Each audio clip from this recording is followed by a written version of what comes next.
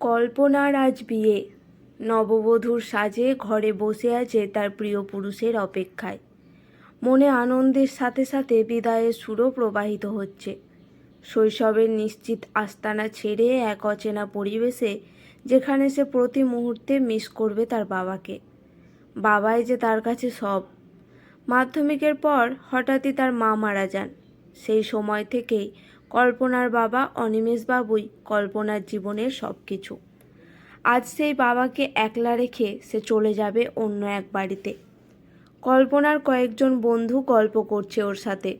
হঠাৎ অনিমেষ বাবু ঘরে এলেন। ওর বন্ধুরা বাইরে চলে গেল, কারণ অনিমেষ বাবু জানালেন তার মেয়ের সাথে কিছু কথা আছে। কল্পনাকে পাশে বসিয়ে একটি ছোট ব্যাগ কল্পনার হাতে দিলেন। কল্পনা অবাক হয়ে জিজ্ঞেস করতেই উনি খুলতে বললেন। ব্যাগটা খুলতেই কল্পনা দেখে একটা চাবির গোছা।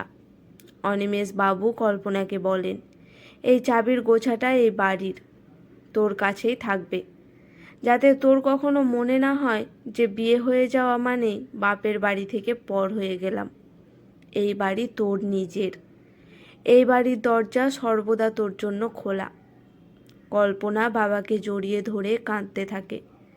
নির্দিষ্ট সময়ে কল্পনার বিয়ে হয়ে যায়। কল্পনা ভালোবেসে বিয়ে করেছে অরূপকে। 3 বছরের প্রেম, তারপর বিয়ে। কল্পনা ইংলিশে মাস্টার করে, বিএড করে, তারপর একটি স্কুলে টিচারি করত। বিএড করতে গিয়ে অরূপের সাথে আলাপ। অরূপও একটা স্কুলে লাইফ সায়েন্সের টিচার। কল্পনার শ্বশুরবাড়িতে কল্পনা, অরূপ, অরূপের মা ও অরূপের বিধবা পিসি থাকেন। অরূপের বাবা 2 বছর হলো মারা গেছেন। ছিমছাম ছোট পরিবার। প্রথম দিন থেকেই অরূপের পিসি কল্পনাকে সহ্য করতে পারতেন না। অরূপের মায়েরও যেন খুব পছন্দ ছিল তা নয়, কিন্তু ছেলের মুখের দিকে তাকিয়ে চুপ করে থাকতেন। বাড়ির বউ শিক্ষিত, অর্থনৈতিকভাবে স্বাধীন, এটা ওনাদের খুব একটা ভালো লাগতো না। ছেলের বউ ঘরে বসে কাজ করবে, এটাই অরূপের পিসি চাইতেন।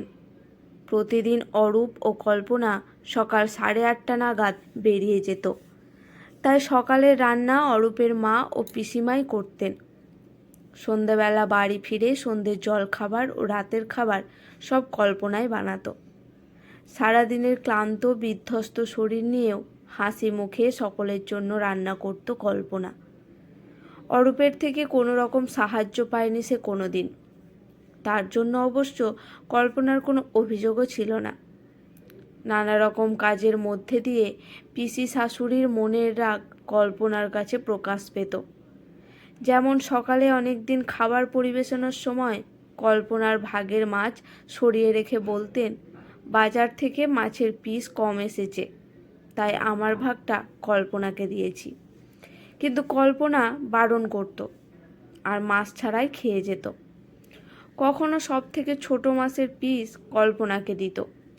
ভাত ইচ্ছে করে কম দিয়ে বলতো, আর চালের মাপটা বুঝতে পারিনি।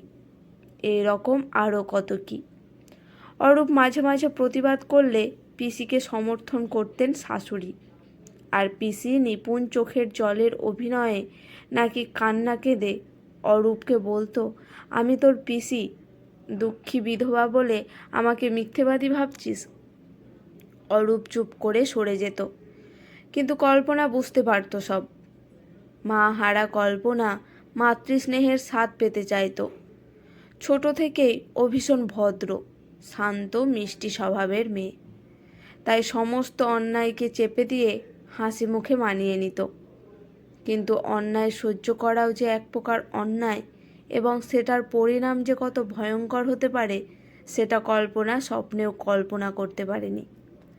এভাবেই 1 বছর কেটে যায়। কল্পনা লক্ষ্য করত অরূপ কল্পনার প্রতি হওয়া প্রতিটা অন্যায়ের প্রতিবাদ তো দূরের কথা, উল্টে মা পিসিকে সমর্থন করে, মেনে নেওয়ার উপদেশ দিয়ে নিজেকে সরিয়ে নিত।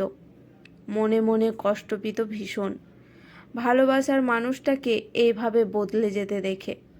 কিন্তু এত কিছুর পরে আজকের ভয়ঙ্কর সকালটা যেন সর্বনাশ কল্পনার জীবনে ঘটল বোধকারী স্বয়ং ঈশ্বরও বুঝতে পারেননি। কল্পনার কাজে যাওয়াটা কোনোদিন মেনে নিতে পারেনি। এত কিছুর পরেও কল্পনাকে এতটুকু দুর্বল করতে পারেনি। এক ঈর্ষাপরায়ণ রাগ পিসির মনে জমা হতে থাকে।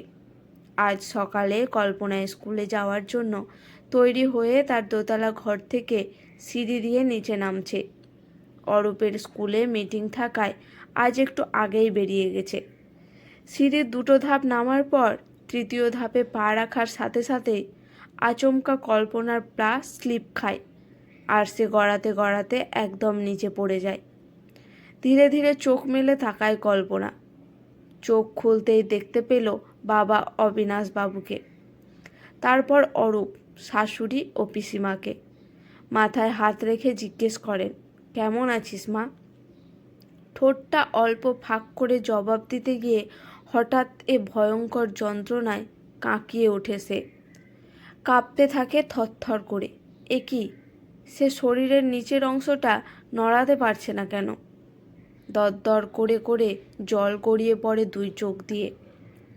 তড়িঘড়ি ডাক্তার ছুটে আসেন। এক্স-রে করা হয়েছে কল্পনার।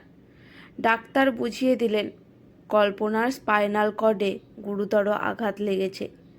ওষুধ দিয়ে ব্যথা কমিয়ে আপাতত তাকে আমরা সুস্থ করে দিলেও কল্পনা আর কোনোদিনও হাঁটতে পারবে না। স্পাইনাল কর্ডের আঘাতের পরিমাণ এতটাই মারাত্মক, যার কারণে কল্পনা প্যারাপ্লেজিয়াতে আক্রান্ত হয়েছে। কাঁদতে কাঁদতে বসে পড়েন অনিমেষবাবু। অরূপ নীরব থাকে। বাড়ি নিয়ে আসা হয়েছে কল্পনাকে, কিন্তু কেমন যেন বিষণ্ণতা ঘিরে ধরেছে কল্পনাকে। সিঁড়ি দেখলেই আতঙ্কে কেঁপে উঠছে সে। কল্পনার আজ সঙ্গী হুইল চেয়ার। কিছুদিন অরূপ বাড়ি থেকে স্কুলে যাওয়া শুরু করলো।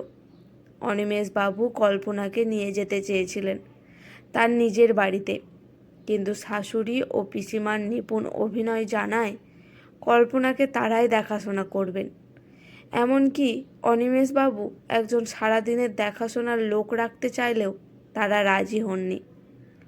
কল্পনার স্কুলের হেডমিস্ট্রেস শর্মিলা রায় কল্পনার মতো এত ভালো টিচারকে হারাতে চান না বলে তিনি কল্পনাকে জানান প্রয়োজনে তিনি স্কুল কর্তৃপক্ষের সাথে কথা বলে কল্পনাকে স্কুলে আনার ব্যবস্থা করবেন।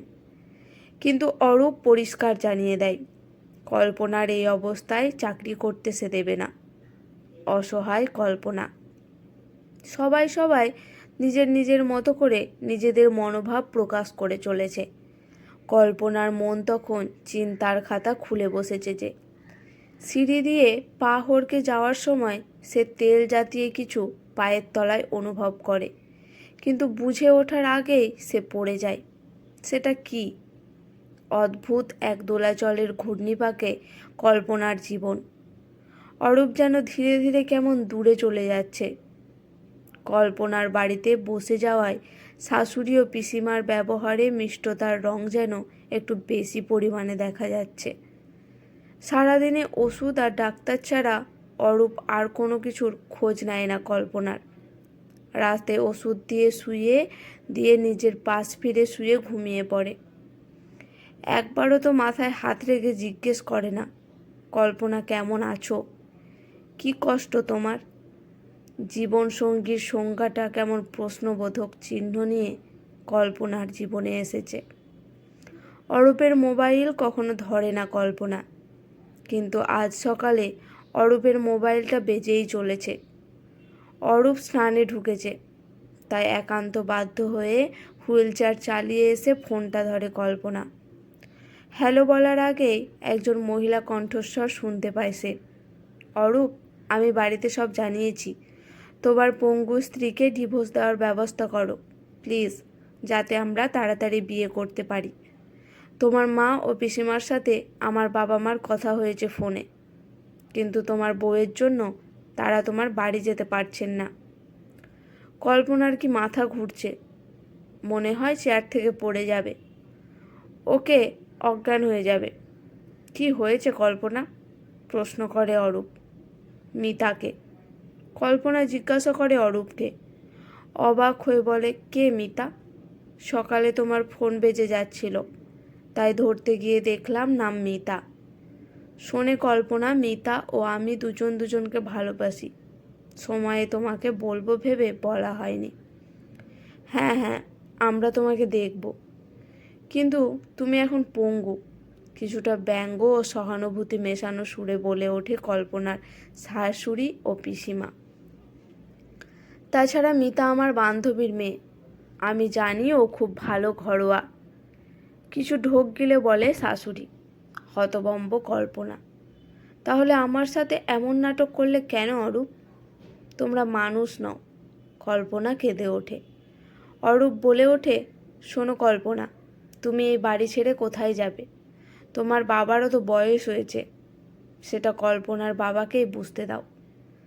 আচমকা অনিমেষবাবুর গলার স্বরে চমকে ওঠে ঘরের সবাই। তোমাদের কাজের মেয়ে দরজা খুলে দিল, তাই সাড়া না দিয়ে উঠে এলাম। ভাগ্যিস এলাম। কাঁদিস না মা, তোর বুড়ো বাবা এখনো বেঁচে আছে। অনিমেষবাবু আজ ভীষণ ব্যস্ত। পৃথিবী বিখ্যাত সাইকিয়াট্রিস্ট ডক্টর সুনীল বর্মন আজ আসছেন তাদের পরম আশ্রয় এই স্কুলটির উদ্বোধনে। তিনি নিজে থেকে ফোন করে জানিয়েছেন। এছাড়াও আছেন অনিমেষবাবুর বন্ধু কাম স্থানীয় নেতা বিজন রায়, কলকাতার নামকরা 3 জন সাইকিয়াট্রিস্ট। কল্পনার বিধ্বস্ত জীবনে অসংখ্য ঘুমহীন রাত ও মানসিক যন্ত্রণার সাথে লড়াই করে অনিমেষবাবুর হাত ধরে বাঁচার আলো যখন দেখতে পেয়েছে, তখন কল্পনারই মনে আসে এই চিন্তা। সে একদিন বাবাকে মনের কথা জানিয়ে বলে, বাবা, আমি এই লড়াইয়ের দিনগুলোতে নেট ঘেঁটে সোশ্যাল মিডিয়ার মাধ্যমে জেনেছি আমারই মতো শারীরিক প্রতিবন্ধী অনেক আছে, যাদের মধ্যে অনেকে মানসিকভাবে ধীরে ধীরে হতাশা ও ডিপ্রেশনের সঙ্গী হচ্ছে। আমি আমার সাধ্যমতো যতটা সম্ভব এদের যতজনকে পারি এক নতুন আলোয় বাঁচার পথ দেখাতে চাই। আমি চাই আমাদের এই বাড়িতে তোমার আমার 2টো ঘর রেখে বাকি সবটুকু নিয়ে আমি একটা আশ্রম তৈরি করতে চাই। অনিমেষবাবু সস্নেহে মাথায় হাত রেখেছিলেন কল্পনার। দেখতে দেখতে 4 বছর কেটে গেছে পরম আশ্রয়ের। কল্পনার সত্যিই খুব ভালো লাগে দেখে কত মানুষ যারা বাঁচার ইচ্ছেটুকু হারিয়ে ফেলেছিল আজ এই পরম আশ্রয়ে এসে ডক্টর সুনীল বর্মন ও 3 জন সাইকিয়াট্রিস্টের মাধ্যমে তাদের মুখে হাসি ফুটে উঠেছে।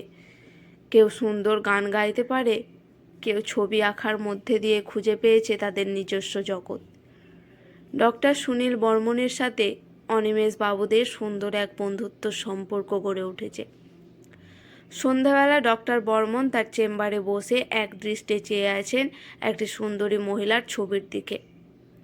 কল্পনা ওনার চেম্বারে এসে কিছুটা কৌতূহলী হয়ে ছবির মানুষটির সম্বন্ধে জানতে চায়। ডক্টর বর্মন স্লান হেসে জানান, ইনি হলেন আমার স্ত্রী। লন্ডনের একটি মেন্টাল হসপিটালে আছে। এখানে থাকাকালীন বিপোলার ডিসঅর্ডার নামে একটি মানসিক রোগে সে আক্রান্ত হয়। আমাদের সব চিকিৎসা ব্যর্থ হয়। দিন দিন অবস্থা খারাপের দিকে এগোয়। শেষে আমার এক সিনিয়র ডক্টর গ্রেহাম লর্ডসকে দেখায় এবং এখন ওনার আন্ডারে লন্ডনেই আছে। জীবনের শেষ দিনের অপেক্ষায় আমার স্ত্রী অলভিয়া।